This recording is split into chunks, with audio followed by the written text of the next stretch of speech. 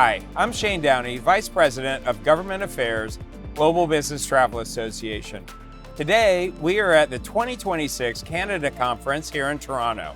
I am joined with Kim Conway, CEO at Ask4 Group. Kim, how you doing? Good. How are you, Shane? I'm fantastic and having fun. So, this is a serious subject. Yes. It's serious. So, with countries currently putting more scrutiny on business visa regulations or changing their definition of business activities, what impact will this have on our travelers, and how should travel managers prepare? Well, it's a very complex question, but there is an easy solution. And the best way that travel managers can prepare is to make sure there's education, that travelers know every time they're crossing a border, they should look at what the requirements are for the country that they're traveling to.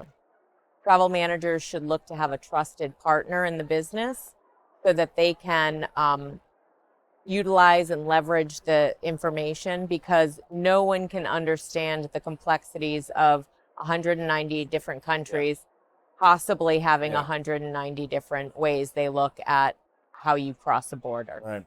And speaking of the many different areas that we're seeing, so while the European Union's entry-exit system has been implemented and ETIAS is coming soon, what are two recommendations for managing this update and setting traveler expectations when traveling?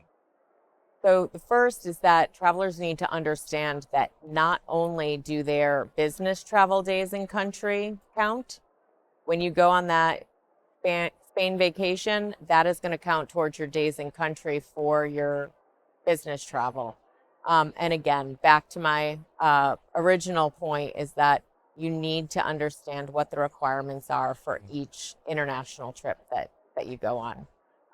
And they're going to be able to calculate these overstays automatically. There's no question anymore. Nobody's going to have to go through your passport and review stamps. Right. So they automatically know if a traveler has overstayed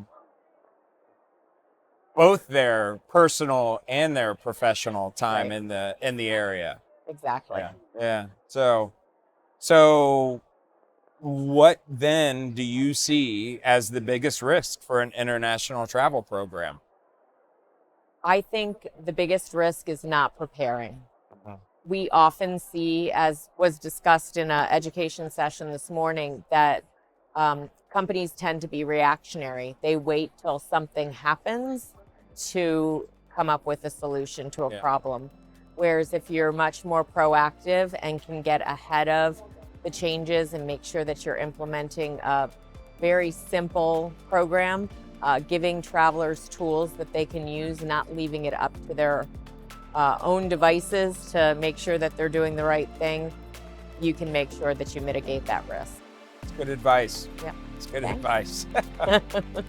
Thank you. You're welcome. And thank you for joining us at the GBTA Broadcast Studio at the 2026 Canada Conference. I'm Shane Downey, and we'll see you soon.